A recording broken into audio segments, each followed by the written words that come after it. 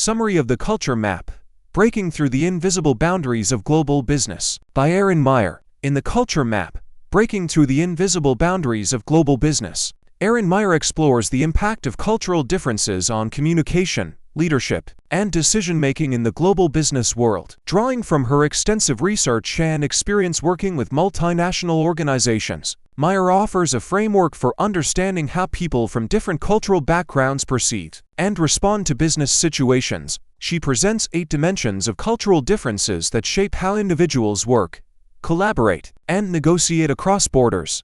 The book provides invaluable insights for leaders, managers, and professionals operating in an increasingly interconnected and globalized world. 1.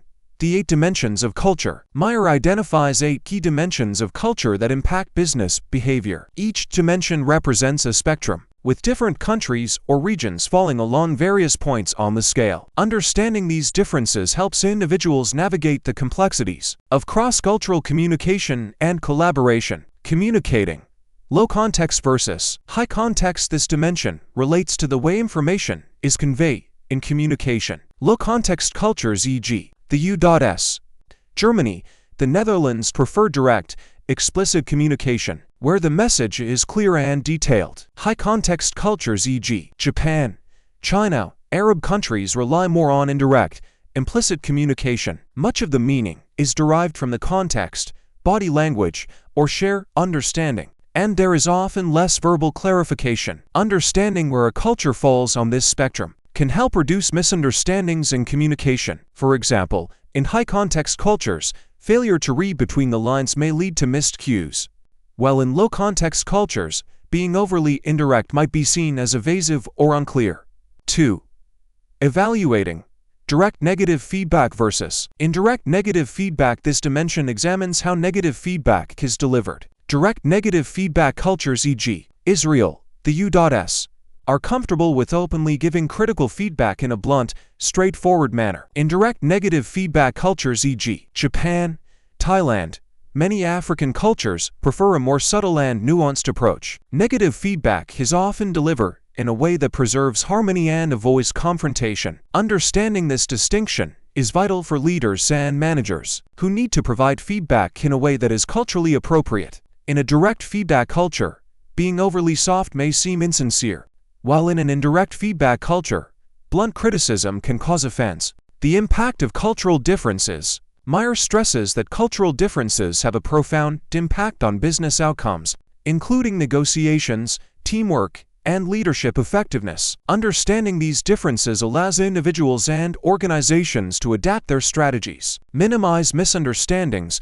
and create more effective cross-cultural collaborations. Cultural intelligence and adaptation. Meyer encourages readers to develop cultural intelligence, the ability to understand, appreciate, and adapt to cultural differences. She advocates for curiosity, open-mindedness, and flexibility when working with people from different cultural backgrounds. By developing a cultural toolkit and recognizing the invisible boundaries that shape behaviors and expectations, professionals can improve their interactions and work more effectively in diverse environments. Conclusion. The Culture Map provides essential insights for anyone working in international settings. By examining how culture influences behavior across various dimensions, Erin Meyer offers practical strategies for overcoming cultural barriers and achieving success in a globalized world. The book equips readers with the knowledge to navigate the complexities of cross-cultural communication and leadership, ultimately fostering more effective and harmonious global business relationships. 7.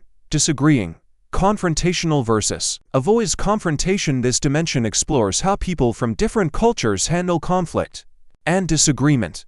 Confrontational cultures, e.g., Israel, Russia, see disagreement as a healthy part of business and encourage open debate and confrontation. Avoids confrontation cultures, e.g., Japan, Thailand, Indonesia avoid open conflict and prefer to resolve differences behind closed doors or through indirect means. When working in a confrontational culture, direct disagreement may be expected and even valued, while in cultures that avoid confrontation, open disagreement may be seen as disrespectful and damaging to relationships. 8. Scheduling. Linear time versus flexible time. This dimension looks at how cultures perceive and manage time. Linear time cultures e.g. Germany, the U.S., are highly organized, schedule-driven, and tend to value punctuality and sticking to deadlines. Flexible time cultures e.g. India, Brazil, Mexico see time as more fluid and are comfortable with adjusting schedules and plans as situations evolve. In linear time cultures, punctuality and adherence to deadlines are crucial for building professional credibility. In flexible time cultures, there is a greater tolerance for delays, and relationships often take precedence over strict adherence to schedules. 4. Leading. Egalitarian versus hierarchical leadership styles are deeply influenced by cultural norms regarding authority and hierarchy. Egalitarian cultures e.g. Denmark, Sweden, the Netherlands emphasize flat organizational structures, where leaders are seen as equals and decision-making is often decentralized. Hierarchical cultures e.g. Japan, China, Mexico maintain clear, structured hierarchies. Leaders are expected to have authority, and decision-making tends to be top-down. Leaders working across cultures must adapt their leadership style to fit the expectations of the team. In egalitarian cultures, a more participative and inclusive approach is expected, while in hierarchical cultures, clear directives and respect for authority are paramount. 5. Deciding. Consensual versus top-down decision. Making this dimension addresses how decisions are made in organizations. Consensual cultures e.g. Japan, Sweden prioritize group consensus and tend to make decisions collectively. This often requires lengthy discussions and the alignment of all parties involved. Top-down cultures e.g. the U.S., China, Brazil prefer decisions to be made by a single leader or a small group of leaders. Decision-making is typically quicker and more centralized. In consensual cultures, decision-making processes can be slower, but they are often seen as more inclusive and considerate of all perspectives. In top-down cultures, decisions are made faster, but can sometimes lead to resentment or dissatisfaction if those impacted by the decisions are not consulted. 6. Trusting. Task-based versus relationship-based trust. Trust is essential in any business relationship, but it is built differently depending on the culture. Task-based trust e.g. the U.S., Germany is built on the successful completion of tasks and business transactions. Professional competence and performance are key factors in building trust. Relationship-based trust e.g.